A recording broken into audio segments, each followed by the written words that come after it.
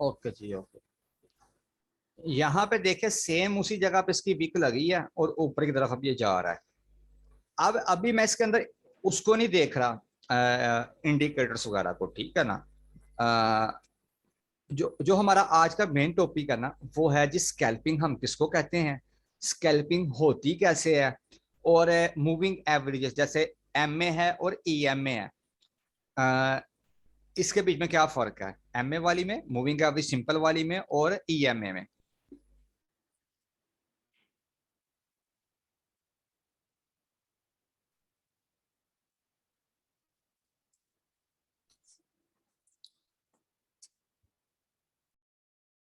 यहां से इसको मैं करते हैं तो स्टार्ट, इसको हम यहाँ पे लेकर आते हैं।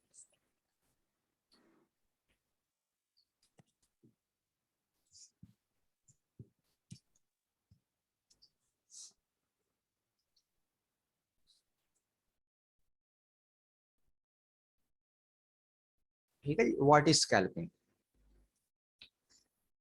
स्कैल्पिंग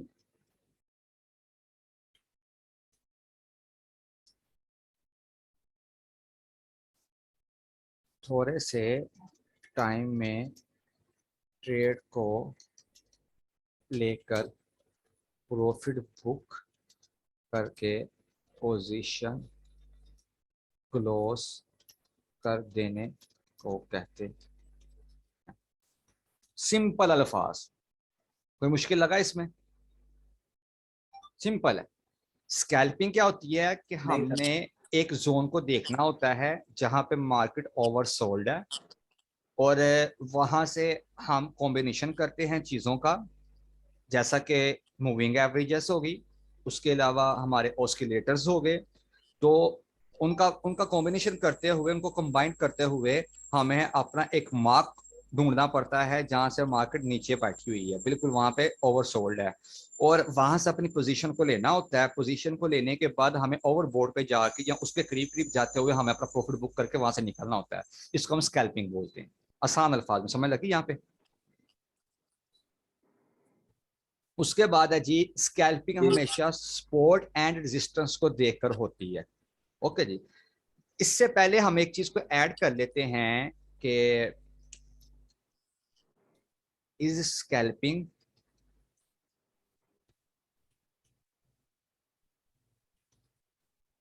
ठीक है, स्कैल्पिंग फायदेमंद है हमारे लिए या नहीं है अगर हम स्कैल्पिंग करते हैं? तो इसका जवाब है जी यस, फायदेमंद है। फायदेमंद क्यों है? एक इंसान है, वो जॉब होल्डर है, उसके पास इतना टाइम नहीं होता, उसको ट्रेडिंग की हेलो हाय है, माशाल्लाह उसका मार्जिन भी अच्छा है। या एक इंसान है वो फुल टाइम तक ट्रेडिंग नहीं करता, वो साथ में कोई और भी बिजनेस करता है, लेकिन उसको ट्रेडिंग के बारे में नॉलेज है, उसका एनालिसिस अच्छा है। वो कहता है यार मैं इसको 5-5 घंटे 20-20 घंटे 10-10 घंटे में नहीं दे सकता, मैं ज्यादा से ज्यादा 2 घंटे दे दूंगा, घंटा दे दूंगा, तो इसमें से मैं चले कुछ ज्यादा नहीं तो कुछ ना कुछ मैं प्रॉफिट निकाल लूँ। तो वो क्या करता है, वो स्कैल्पिंग कर लेता है, स्कैल्पिंग करके वो बाहर निकल के आ जाता है। अब स्कैल्पिंग के अंदर कुछ लोगों का मानना है कि क्या स्कैल्पिंग आपकी हराम है या हलाल है। सिंपल सी बात है यार, स्कैल्पिंग भी आपकी ऐसे ही है कि आप जाते हो मंडी के अंदर कुछ सामान लेने के लिए, अगर आप फर्स्ट टाइम चले जाते हो सामान लेने फर्स्ट टाइम, तब का रेट देख लें आप, और तब उसकी डिमांड देख लें कुछ और होती है। जब थोड़ा टाइम गुजर जाता है, जो देहातों वाले लोग होते हैं ना, या जो सब्जी बेचने वाले लोग होते हैं, आपने उनको अक्सर देखा होगा, वो मंडी में सुबह नमाज के टाइम भी पहुंच जाते हैं, यानी कि अंधेरे में वो पहुंच जाते हैं कि जैसे ही वहां पे स्टॉक आए हम फौरन वहां से उठाएं और निकल जाएं।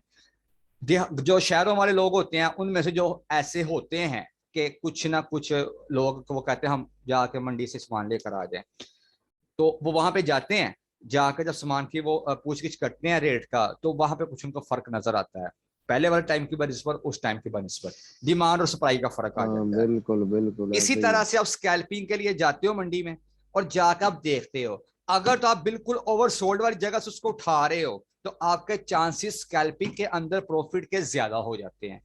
और अगर आप उसको ओवरसोल्ड वाली जगह से नहीं बल्कि ओवरबोट वाली जगह के करीब करीब से जाकर उठा रहे हो, तो फिर तो डेफिनेटली आप स्टक भी हो सकते हो, आप निकल भी सकते हो, आपका प्रॉफिट कम भी हो सकता है।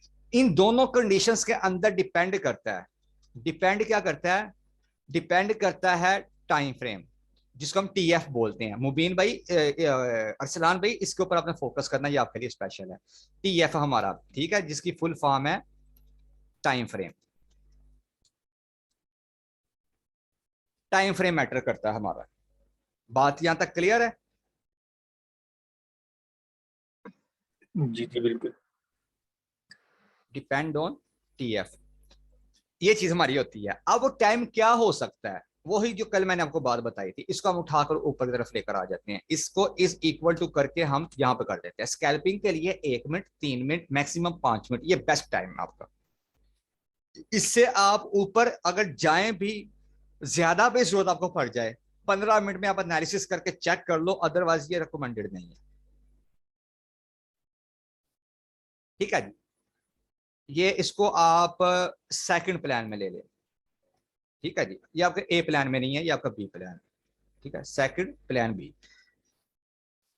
अब यहां पे है जी, स्कैल्पिंग के लिए रूल क्या होने चाहिए, इसको हम यूं पे लिख देते हैं, व्हाट इज स्कैल्पिंग रूल्स।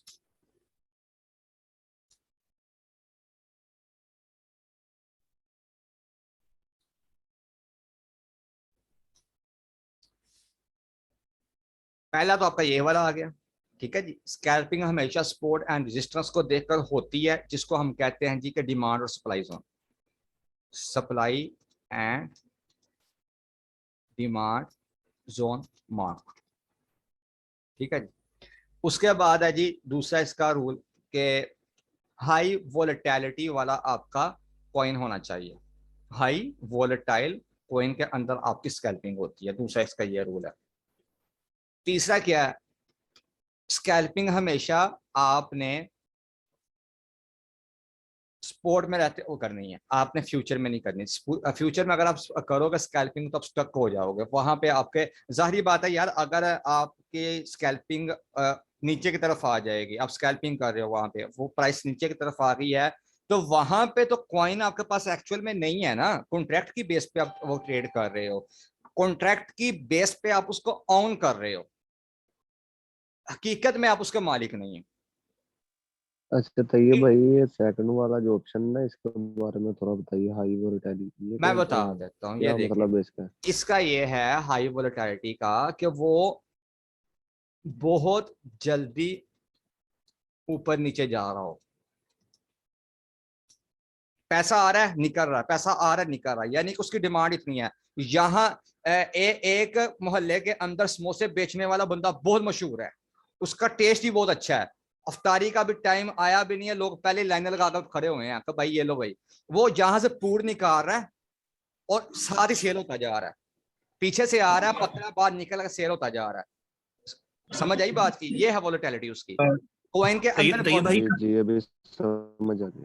हाँ जी, कॉइन तो के ये अंदर। भाई ये ज्यादा बेहतर, जी जी, ये भी ज्यादा बेहतर हो जाएगा कि अगर आप कोई कॉइन बता दें ऐसा जो हाई वोलेटिलिटी वाला हो ना, एग्जांपल देके ना। तो भाई अभी हम आगे चलेंगे ना, ठंडा करके खा लो, अभी तो रूल समझा रहा हूँ आपको। हम निकालेंगे कोई ना कोई कॉइन ऐसा, उसमें से लाइव ट्रेड करके भी देखेंगे, सिग्नल रेडी करके स्कैल्पिंग करके देखेंगे। सही। हाँ जी, दूसरे दूसरे आपको रूल की समझ आ गई कि उसके अंदर वोलेटिलिटी होनी चाहिए, कोई वोलेटिलिटी आपकी कोई समथिंग कोई 5% से अबव भी हो तो ज्यादा बेहतर है।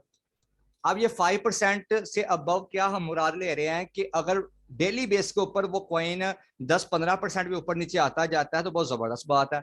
जैसे जीएमटी देख लो, एक दिन कल वो सारी मार्केट एक साइड पे है, वो अकेला ही वो दरवेश बन के मर्दे कलंदर वो ऊपर की तरफ जा रहा है, वो भाई 270 के ऊपर 270 पे वो टच करके नीचे की तरफ आया, कहां से उठा कहां पे आया, वो 70 सेंट से एकदम से नीचे $2 पे आ चुका हुआ है, तो कितनी उसकी वोलेटिलिटी हुई, 70 सेंट, समथिंग $1 के करीब। ये छोटी अमाउंट नहीं होती, बहुत एक अमाउंट होती है जिसने स्कैल्पिंग करनी है उसके लिए। तो इस तरह का कॉइन्स के अंदर हम वो करते हैं, स्कैल्पिंग करते हैं। अब स्कैल्पिंग हमेशा स्पोर्ट के अंदर आपकी होगी। अब इसके अंदर चौथी चीज कौन सी शामिल है, इसमें चौथी इस तरह से हम ऐड करते हैं, कंबाइंड ऑफ स्ट्रेटजीज, ये भी एक इसके अंदर चीज शामिल है। कभी भी हम डिपेंड नहीं करते, never depends on single indicator. ठीक है जी, कंबाइंड स्ट्रेटजीज आपकी होगी। और उसके बाद हमारे पास क्या होगा जी, never depend on a single indicator. हम कभी भी एक ही इंडिकेटर के ऊपर रिलाय करते हुए ट्रेड नहीं लेते। ये जो रूल है ना, ये वाला, ये आपका हर ट्रेड में शामिल है, हर किस्म की ट्रेड में शामिल है। इस चीज को आपने याद रखना है, इसको नहीं कभी भूलना आपने। कभी भी आप ट्रेड एक ही स्ट्रेटजी को या एक ही इंडिकेटर को देखते हुए नहीं लेते, ये रूल ही गलत है। अब पांचवी यहां पे चीज आ जाती है स्कैल्पिंग के अंदर, got the profit as much as, जितना भी आपका वहां पे मतलब $2 बन गए, आपके $5 बन गए, $15 बन गए, कि जहां से आपको ओवरबोटिंग मिल गई है, कि जहां पे ओवरबोट है मार्केट, ट्रेड क्लोज कर दे। ओके होगा जी, 5 चीजों की समझ आ गई। स्कैल्पिंग क्या है? सबसे पहले स्कैल्पिंग ये होती है कि कम टाइम के अंदर अपनी ट्रेड को लेना, प्रॉफिट को बुक करके पोजीशन को क्लोज कर देना। सिंपल अल्फाज में स्कैल्पिंग हम इसको कहते हैं।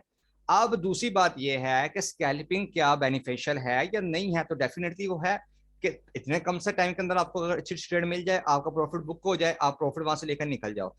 अब होता क्या है जी, इसके अंदर है इस जगह पे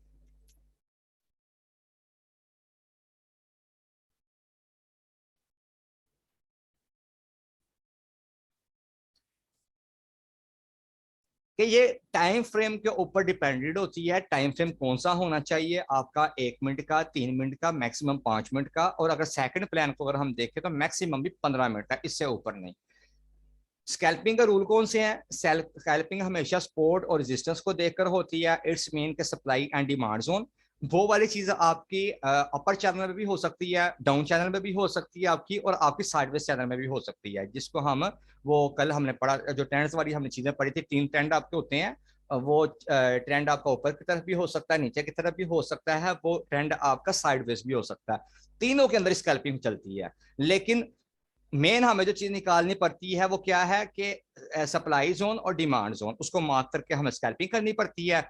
और मैंने कल आपको ये चीज बोली भी थी कि आपने निकाल के चीजें आनी है कि कैसे का सब निकालते हैं। खैर अगर आपने नहीं की तो कोई बात नहीं, आज हम देख लेंगे।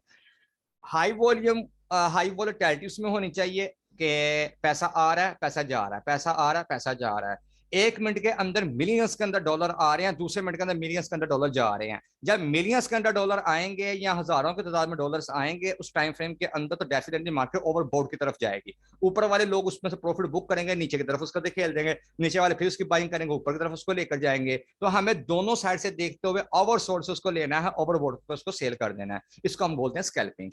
तीसरा जो है वो हमेशा अपने स्पोर्ट में करनी है। उसका रीजन क्या है मैंने आपको साफ बता दिया है कि फिजिकली तौर पे तो आप उसमें ट्रेड करते नहीं हो, दोनों के अंदर ही। लेकिन उसमें ये होता है कि अगर स्कैल्पिंग करते हुए स्पोर्ट में आप स्टक हो भी जाते हो तो कॉइन की क्वांटिटी आपके पास पड़ी हुई है, आप वहां पे मार नहीं खाते। अगर स्टक हो भी गए हो तो हो सकता है कि वो 5 मिनट बाद, 10 मिनट बाद, 1 दिन बाद, 2 दिन बाद वो ऊपर की तरफ चली जाए, आपका प्रॉफिट बन जाए, वहां से बाहर निकल आओ। अगर आप इसको ऑपोजिट करोगे, फ्यूचर में जाकर स्कैल्पिंग करोगे, वो नुकसान करेगी आपको, क्योंकि वो माइनस में नीचे की तरफ आ जाएगी। अगर वो नीचे नीचे नीचे नीचे आती जाएगी ना, तो कॉइन की क्वांटिटी आपके पास नहीं होगी। जो कॉन्ट्रैक्ट आपका हुआ है अगर वहां पे आपका पॉइंट चला जाता है तो आपकी लिक्विडिटी हो जाएगी, फिर आपको फायदा नहीं होगा, उल्टा नुकसान हो जाएगा। तो इसलिए हमेशा अपने सपोर्ट में करनी है। चौथा जो हमारा रूल है, स्कैल्पिंग कंबाइंड स्ट्रेटेजीज का नाम है। कभी भी हम एक सिंगल इंडिकेटर के ऊपर या सिंगल हम स्ट्रेटेजी को देखते हुए हम कभी भी ट्रेड वो नहीं लेते स्कैल्पिंग के लिए। और ये वाला रूल जो है ना हर किस्म के ट्रेड में शामिल है। पांचवा क्या है कि जहां से आपको अच्छा प्रॉफिट मिलता है, $2 का, $5 का, $10 का, एज पर योर मार्जिन, कि वो आपका मार्जिन कितना है उसको देखते हुए। $50 है, $50 के साथ अगर आपने देखा कि $2-3 आपके बन गया स्कैल्पिंग करते हुए, और डेफिनेटली वो कैसे 2-3 बनेंगे कि अगर वो जाएगा आपका $50 के साथ 3 सेंट ऊपर जाएगा तो समथिंग आपका उसके साथ कोई 2-2.5 या $3 का प्रॉफिट बनेगा। तो ये चीजें आपने देखनी है। और अगर आपका $100 का और 1 सेंट ऊपर जाएगा तो $1, 5 सेंट ऊपर जाएगा तो $5, 10 सेंट ऊपर जाएगा तो $10। इस तरह से आपने वहां से अपना प्रॉफिट बुक करना और आपने निकल के आ जाना है। ये आपको चीज मिल जाएगी जब आप ओवर बोटिंग ओवर सोल्डिंग को देखेंगे ना, तो आपको पता चल जाएगा कि मेरा प्रॉफिट कहाँ पे बुक करना बनता है। तो इसलिए ये आपने सारी चीजों को देखना है, याद करना है, और उसके बाद आपने ट्रेड लेनी है। अब हम जाते हैं अपने अकाउंट की तरफ। आ, ये तो भाई निकल गया ऊपर बातें करते करते, उसी जगह से इसने पॉइंट बनाया अपना। ये देख ले जी।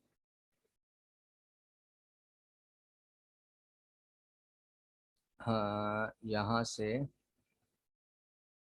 ये चीज बनी थी इसकी, ये इसका मार्क था। इस जगह पे इसके बाहर बैठे हुए थे, सेम विक उसी जगह पे लगी है, और अब ये ऊपर की तरफ जा रही है। जब ऊपर गई है तो अब इस वाली जगह पे ये आ गई है, इस वाली जोन पे, और वहां से अब बाहर आ चुके हैं। अब ये मार्केट फिर ऊपर की तरफ जा रही है। होपफुली ये यहाँ पर टच करेगी, जो 1 सेंट के करीब हमारी अमाउंट बनती है, हम इसी के अंदर अपनी ट्रेड लेते हैं, इसी इसी के अंदर ही। ये मेरे पास 3 मिनट का टाइम फ्रेम है। हाँ, ये पीछे की तरफ जाओ।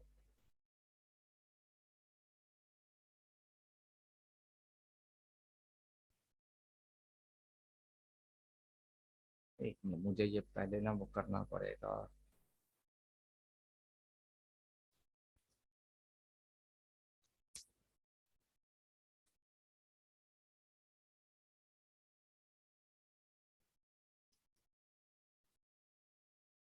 एक मिनट, मैं यहाँ से फंड को ट्रांसफर कर लूँ जरा, मैं स्क्रीन शेयर करता हूँ।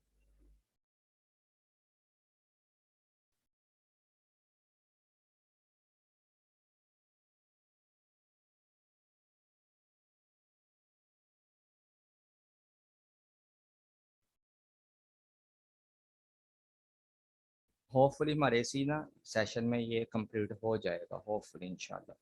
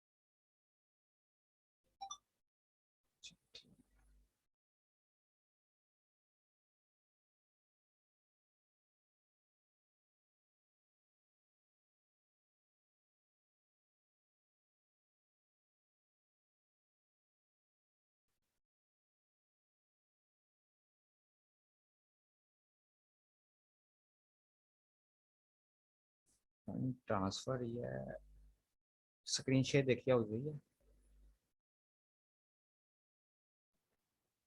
जी हो गई है। चलो ठीक है, यहाँ से कौन मैं निकालूँ जरा उस कॉइन को, ऑडियो को।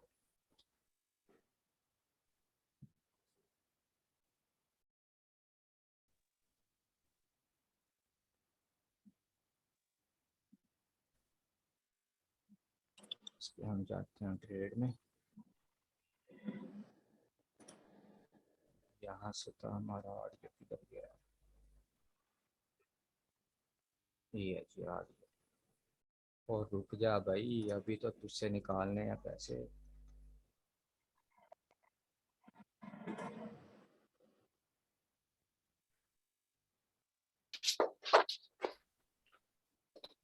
ऑडियो के अंदर किसी के पास होते ना $1500, तो आराम से 2 सेंट ऊपर जाने के बाद $25 निकाल लेता। क्या बात है, ऐसे ही है? तो बिल्कुल। चलें ठीक है, अभी निकाल लेते हैं। बन जाएंगे ना 25?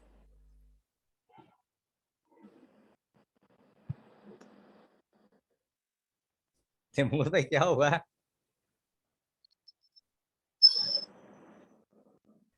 नहीं नहीं, वो माइक बंद हो गया था।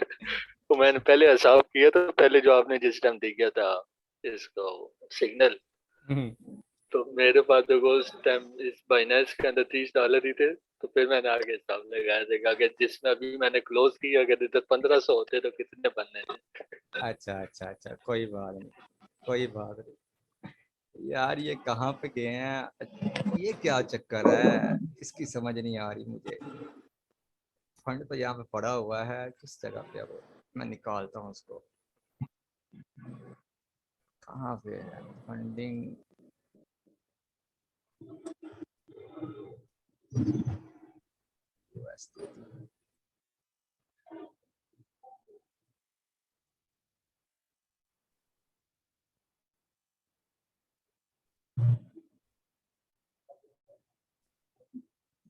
ओके ओके, अच्छा अच्छा अच्छा, लगी समझ।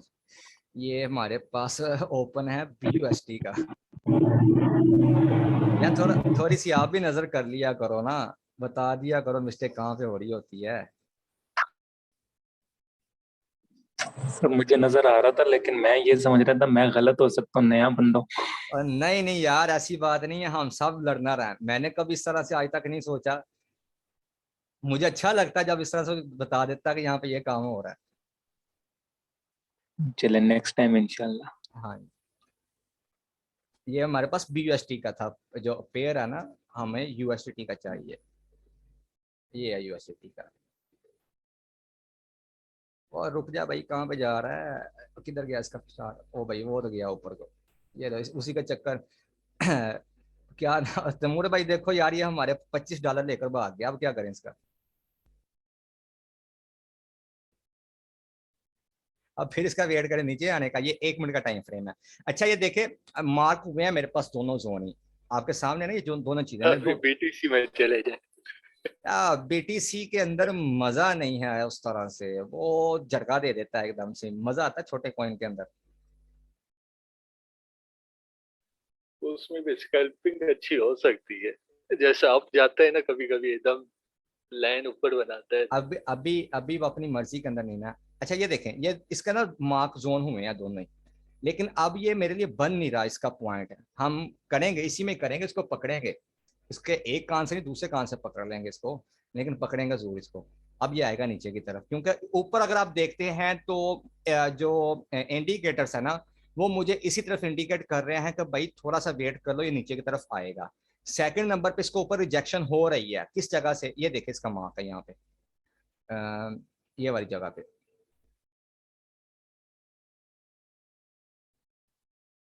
नजर आया आपको? विक वहां पे लग रही है इसकी, अब ये नीचे की तरफ आएगा।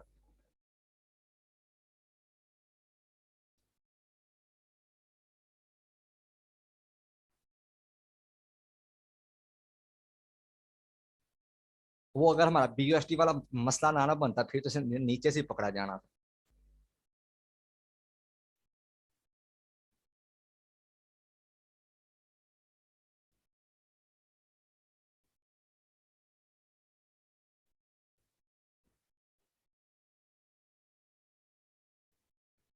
ऊपर देख लें, जो इंडिकेटर लगे हुए हैं ना, उसके मुताबिक इसका कॉम्बिनेशन हो रहा है। जो J लाइन लगी हुई है वो तकरीबन 80% के करीब गई हुई है। J लाइन का मैंने आपको बताया भी था KDJ के अंदर, इसकी जो एक्यूरेसी है ना वो बहुत आउट क्लास है, बहुत जबरदस्त है इसकी एक्यूरेसी। तो अगर आपको ये मिलती है कोई 10 के या 20 के करीब करीब, तो फिर वहां से आप इसको उठा लो, ठीक है। और अगर ये ऊपर चले जाती है तो फिर वहां से आप निकलो, ये फास्ट मूवमेंट देती है। और जो मेरे पास मैकडी है, उसके हिस्टोग्राम आप चेक करोगे तो वहां पे डल पोजीशन नजर आ रही होगी आपको। अब ये डल वाले दोबारा से कन्वर्ट भी हो सकते हैं ग्रीन के अंदर, डार्क ग्रीन के अंदर ना, लेकिन वो होंगे नहीं। उसका रीजन क्या है कि जो ऑस्किलेटर है ना, वो हमें यही बता रहे हैं कि भाई मार्केट यहाँ पे ओवर सोल्ड है। RSI को चेक करो आप या दूसरी चीज को आप चेक करो तो आपको यही बताएंगे। तो विक वो नीचे लगा रहा है, ऊपर जा रहा है, नीचे जा रहा है, तो वो यही कह रहा है कि भाई थोड़ा सा वेट कर लो, मैं नीचे की तरफ आऊंगा जरूर। तो इस जगह पे हमारे लिए ट्रेड लेना रिस्की है। तो हम यहाँ पे अपना एक अच्छा जोन देखते हैं जहां से रिवर्स होकर नीचे की तरफ आए, कि भाई ऑलरेडी अगर ये ऊपर की तरफ जाएगा भी, डबल इसको बॉटम लग जाएगा। एक तो ऑलरेडी इसका यहाँ पे लगा हुआ है, और उसका यहाँ पे टॉप लग जाएगा, सॉरी बॉटम नहीं टॉप लग जाएगा, तो रिजेक्शन इसको इस जोन से भी हो सकती है, ये वाली जोन से, और अगर यहाँ से नहीं भी होती तो ये ऊपर वाली जोन से अंडर सूची बात है, रिजेक्शन लेकर नीचे की तरफ आ जाएगा क्योंकि मार्केट यहाँ पे ओवरबाउट है।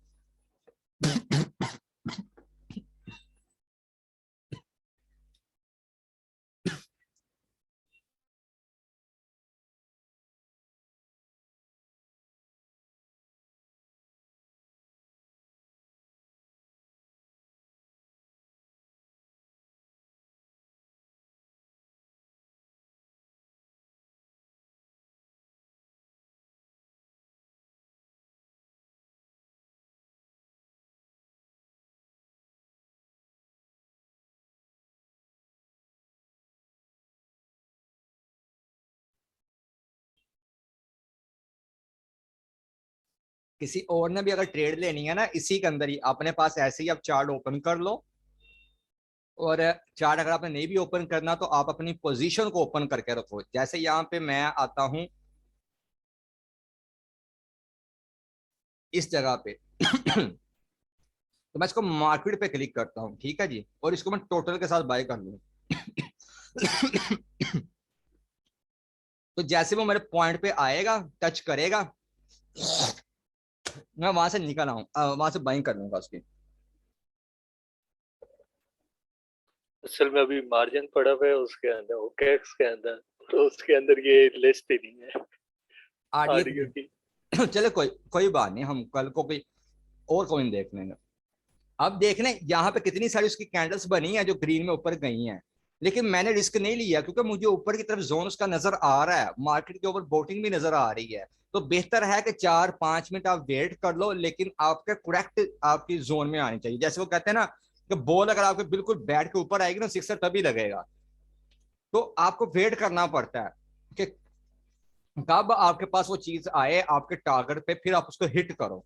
तो कभी भी आपने लालच नहीं करनी इस चीज की, इसको जहां पे आपको अच्छा पॉइंट मिलता है अपना अपना जोन मार्क करो, वहां से आप उसको उठाओ, फिर आप उसको ले दो। और कैंडल्स की भी आपकी जो है ना वो कंफर्मेशन होनी चाहिए, ये नहीं है कि आपकी कैंडल्स की कंफर्मेशन ना हो और उसके बाद जो है ना आप उसको बाय कर लो, आप स्टक हो जाओ। अब ये मेरे लिए 1 मिनट के टाइम फ्रेम में ये मेरा जोन जो है ना ये हुआ है, मार्क हुआ है, ये वाला, ठीक है जी, ये वाला, सॉरी इस जगह ये वाला जोन मेरा मार्क है नीचे से ऊपर की तरफ, इस जोन के अंदर मुझे रहना है। अब रहना कैसे है, जब भाई मुझे अच्छा पॉइंट मिलेगा, टेस्टिंग करता ऊपर करने दो उसको, लेकिन जब मुझे अपने जोन पे मिलेगा कोई 1-2 सेंट का फर्क आएगा, मैं तब इसको बाय करूंगा, चाहे मुझे उसके ऊपर 4-5 मिनट, मुझे 10 मिनट 15 मिनट मुझे वेट करना पड़े। स्कैल्पिंग के अंदर होता ही यही है भाई, जब नीचे से बाय करोगे तभी ऊपर जाकर सेल करोगे ना, ओवर शॉर्टिंग से बाय करोगे, ओवर बोर्ड पे जाकर आप उसको सेल कर दोगे।